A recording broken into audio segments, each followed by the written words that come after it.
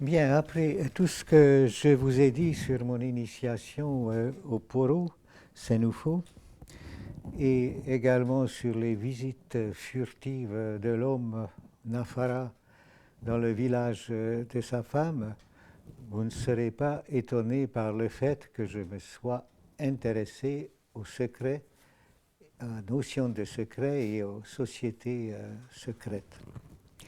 Et alors, qu'est-ce qu'un secret? Et déjà, au temps lointain de mon noviciat au Poro, je pensais à la demande de Jean-Bertrand Pontalis, qui était à l'époque rédacteur en chef et inventeur de la nouvelle revue de psychanalyse. Et à sa demande, j'ai accepté de faire un article là-dessus. Je pensais parler du secret initiatique. Et puis, entre-temps, Pontalis, d'ailleurs, c'est intéressant pour les ethnologues, et c'est assez peu connu. Il était à la tête de cette entreprise qui s'appelle la Nouvelle Revue de Psychanalyse, revue à laquelle Jean Pouillon, qui était le secrétaire général de l'Homme, la revue L'Homme, apportait régulièrement la contribution des ethnologues, comme Clastres, comme Adler, comme moi, comme d'autres. Et je dois dire que c'était une période, années 70, c'était une période d'effervescence intellectuelle où la recherche interdisciplinaire, je ne sais pas, psychanalyse, ethnologie, tout ça, ça allait à l'époque de soi.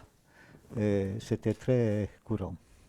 Alors bon, pendant un temps, j'ai pensé donc publier cet article et puis tout d'un coup, je me suis rendu compte que j'ai freiné de tous mes freins parce que je me suis rendu compte que ça risquait d'une façon ou d'une autre compromettre mon travail sur le terrain.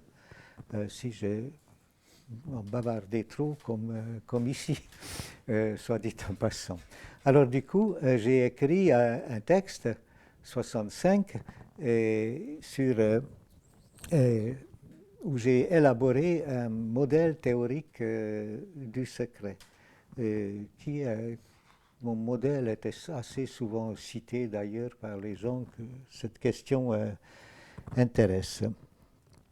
Et alors, voici mon argument général que j'ai décidé de publier à cette époque-là. Un aperçu plus que décharné, évidemment. Un secret, selon l'étymologie, le contenu ou la substance qui a été séparée et mise à l'écart. C'est l'étymologie. L'acte constitutif du secret est un acte de refus qui implique au moins deux partenaires, liés par un rapport négatif. Le détenteur du contenu mis à l'écart et le destinataire primaire visé ou concerné par le contenu refusé. Par exemple, dans notre cas de tout à l'heure, les hommes initiés versus les femmes exclues du bois sacré Senufo. Alors, à moins de confondre avec le mystère, il n'y a pas de secret sans destinataire. C'était ma position à l'époque. Et je tiens beaucoup à ce terme. Au cours d'un séminaire de Claude Lévi-Strauss où j'ai exposé mon modèle, dans la discussion, il m'a arrêté en disant « Mais est-ce que destinataire, est-ce que le terme convenait bien ?» Qu'il voyait bien de quoi il s'agissait, mais est-ce qu'il ne valait pas mieux utiliser le mot « cible » que le secret que j'ai, cible, adressé à quelqu'un, au lieu d'être destiné à quelqu'un. Alors ça peut paraître des pinaillages, mais je me suis permis de lui remarquer que je préférais le terme destinataire pour autant qu'il sous-entend l'attente de la réaction de l'individu ou du groupe concerné par cette chose cachée, c'est-à-dire le caractère interactif du secret, de tout secret. Alors bon, c'est accordé là-dessous. Alors cet aspect me semblait essentiel. L'adjectif latin coactus, d'où dérive le mot caché, dit ce que devient le contenu mis à l'écart. C'est Pierre Bouton qui parle. Du foulé, du serré, du contraint, c'est-à-dire quelque chose de chargé de tension. Chargé de la tension du refus qui a créé le secret et qu'il faut maintenir pour le préserver. D'où les propriétés énergétiques du secret et sa tension interactive, à mon sens. Je distingue dans ce texte toujours 3 modes de décharge ou de régulation de cette tension interne qui est à l'origine de la tendance constitutive du secret, je dirais, à se frayer une voie vers ses destinataires. 3 modes de décharge qui sont là, ce qu'on appelle couramment la révélation, la communication et ce que j'appelle dans cet article la sécrétion. La révélation, on le sait, c'est une chute brutale de la tension qui abolit le secret et parce qu'elle abolit la séparation. Je révèle un secret, il n'y a plus de secret. La communication, dans mon terminologie, se distingue de la révélation pour autant qu'elle n'abolit pas le secret, mais elle le confie à quelqu'un de sorte qu'elle déplace ses limites, les limites du secret, et le préserve en soulageant, comme on dit, son poids. En abaissant, quand on communique un secret à un confident, on abaisse sa tension. Mais on abaisse sa tension, mais cela se fait au prix d'un choix. On ne communique pas ou on ne transmet pas un secret qu'à des confidents choisis par décision individuelle ou selon l'étymologie de Bouton, qu'à ceux qui partagent une charge dans la cité en vertu d'une décision historique antérieure. Bref, on ne confie le secret qu'à des dépositaires, amis, parents, pères, initiés, camarades, etc., qui sont souvent proches, mais par définition distincts des destinataires. L'effet automatique de ce choix de personne, du confident, est l'apparition d'un 4e terme dans la structure sociale du secret. C'est l'individu ou le groupe qui n'est ni visé par les contenus primaires du secret, ni inclus parmi les dépositaires. J'ai un très beau dessin sur tout cela, je pourrais peut-être vous le donner, le dessin. Alors, je l'appelle celui-là destinataire secondaire ou intrus potentiel. C'est la place, par exemple, des étrangers mis à l'écart des secrets initiatiques que les hommes sénoufos cachent aux femmes de leur société, ou encore, c'est encore l'ethnographe qui est à l'affût des affaires intimes de ses hôtes sur son terrain. Je vais y revenir, l'ethnographe, c'est un intrus professionnel, pourrait-on dire. Or, l'intrus potentiel est le destinataire d'un second secret qui est engendré par la communication même du secret primaire, c'est-à-dire du secret de son exclusion du rang des dépositaires. Et sa présence, je dirais, obligée dans la structure sociale du secret est un effet indépendant du contenu des secrets communiqués. Ça paraît comme ça un peu abstrait, mais voilà l'origine du fait que tout secret nous paraît non pas tellement le secret de ceci ou de cela, mais le secret a toujours une forme générale, comme Georges Simmel a bien souligné cela. Enfin, l'effet le plus mal connu de l'interactivité du secret est ce que j'ai appelé la sécrétion. Ce processus est le moyen le plus subtil, à mon sens, de la régulation de l'attention et donc de la préservation du secret.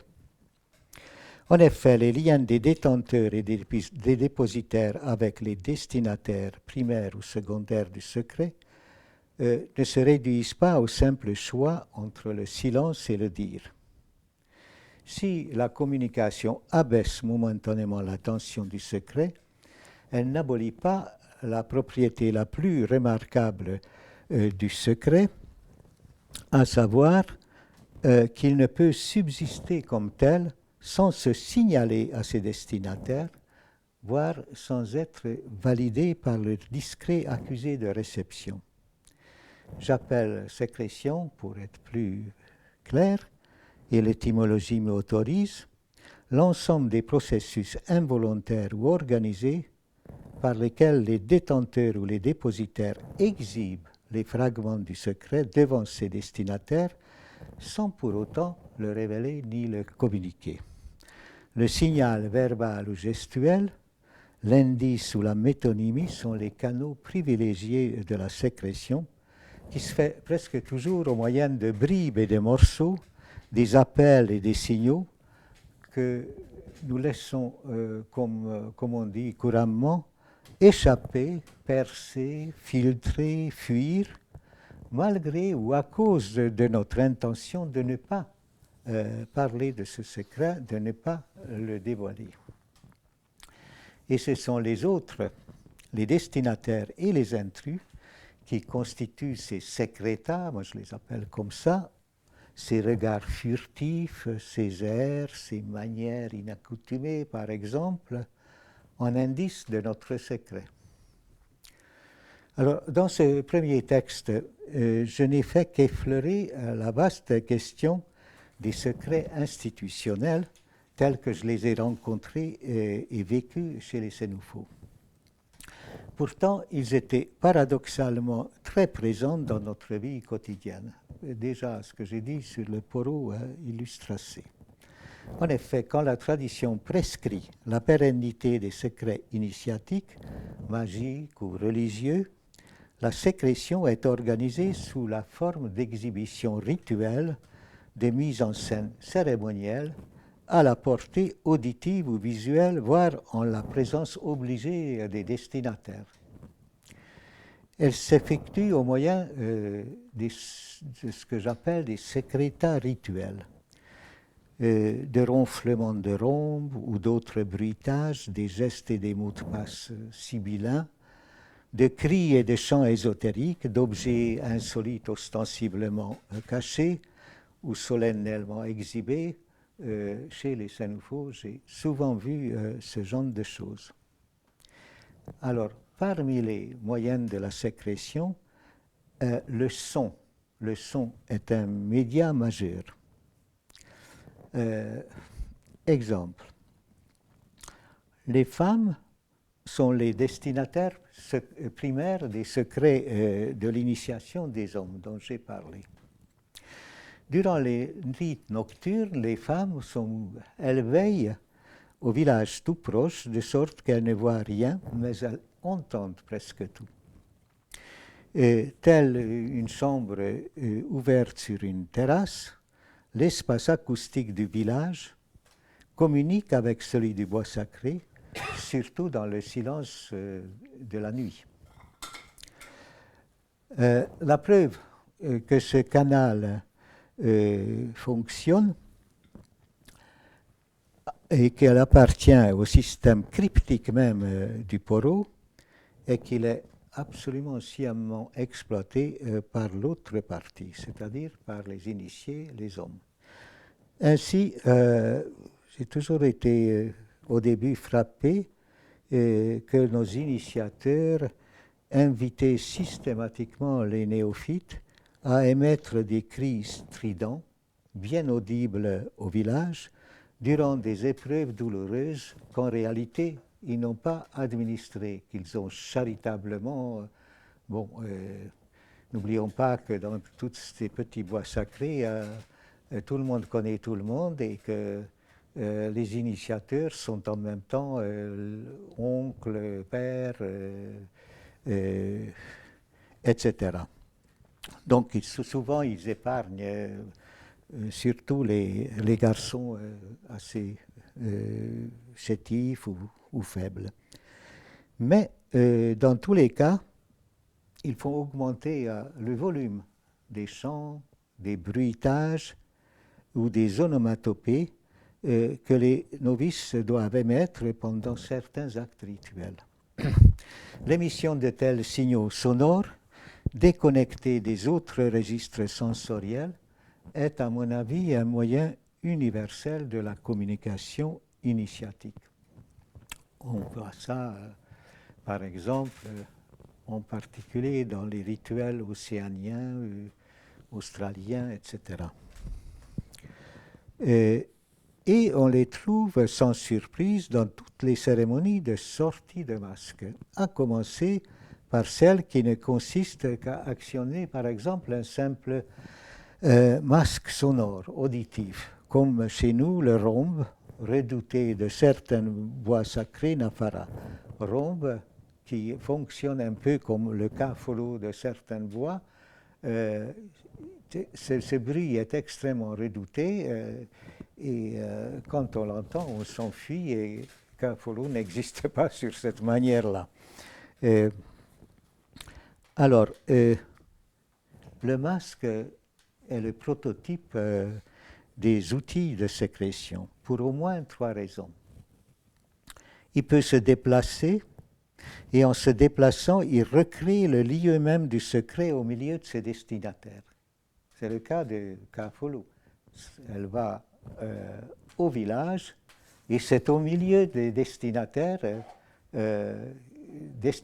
qu'elle fonctionne et qu'elle parle. Tout à l'heure, peut-être ce n'était pas assez évident, mais Kafolo est présence physique au village.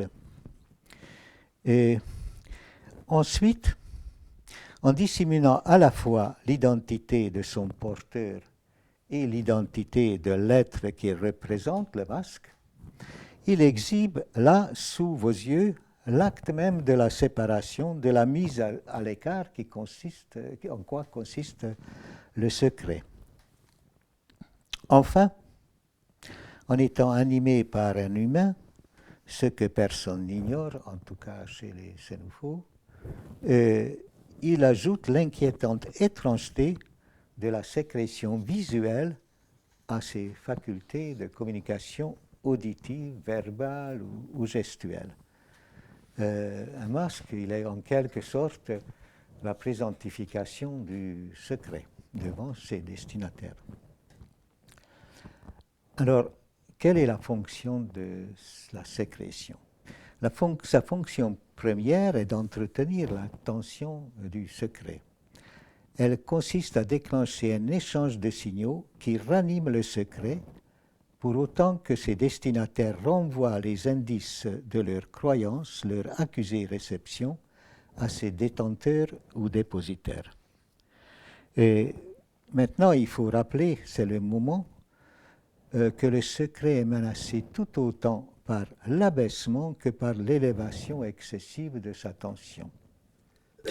Sans la sécrétion, le secret est, pourrait-on dire, voué à l'extinction, comme, je ne sais pas, le feu sans oxygène.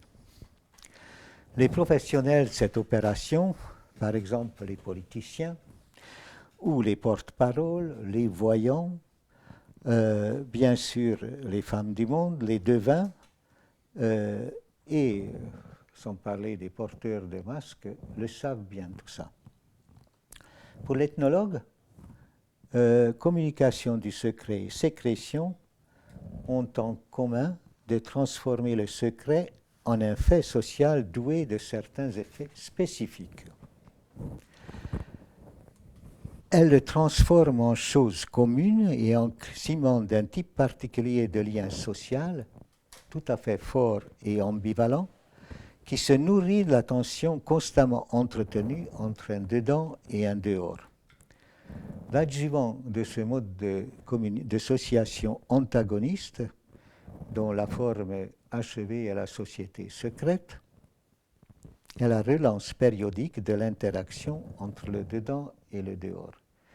Georges Simmel a très très bien parlé de tout ça dans son propre langage. Alors, c'est le dernier moment pour revenir une dernière fois à la figure centrale du Porot des hommes, au personnage de Kaa Folo. Kaa Folo, notre mère, la vieille femme, la femme de la forêt, parle, et elle parle, je l'ai dit, d'une voix féminine aiguë que son porteur apprend à contrefaire à l'aide d'un mirliton. Et une fois de plus, Kaa Folo, elle existe physiquement quand elle sort masquée dans les funérailles.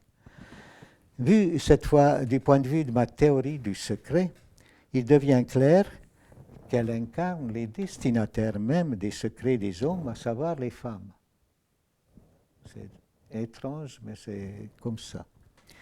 Et ce qui est assez ahurissant, c'est que durant les funérailles, les initiés Sénoufo exhibe en la présence bien réelle des femmes en chair et en os cette entité féminine à laquelle ils obéissent sans discussion dès qu'elle les interpelle de sa voix tout à fait impérieuse.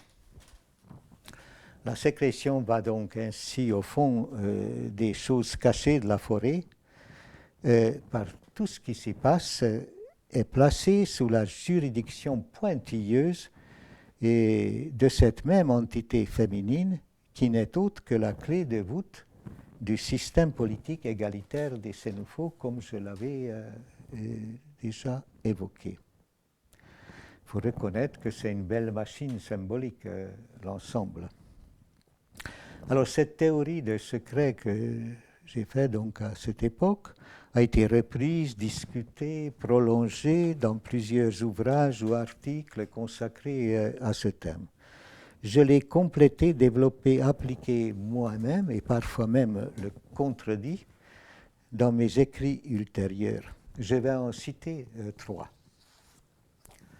Dans le premier, j'ai essayé de cerner le rôle paradoxal du secret dans la communication ethnographique. Il s'agit d'un essai paru dans la revue Traverse sous le titre « Secret et suggestion.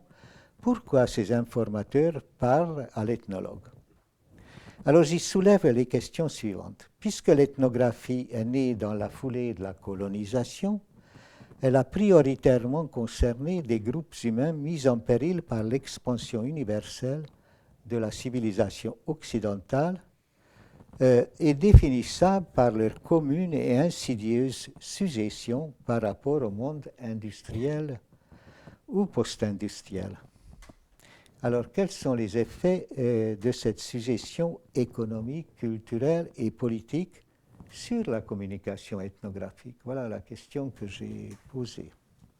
Qu'est-ce qu'un échange de paroles entre deux interlocuteurs dont un représente, qu'il le veuille ou non, la puissance génératrice de la suggestion de l'autre, et qui lui demande pourtant des informations? C'est tout de même assez paradoxal, notre métier.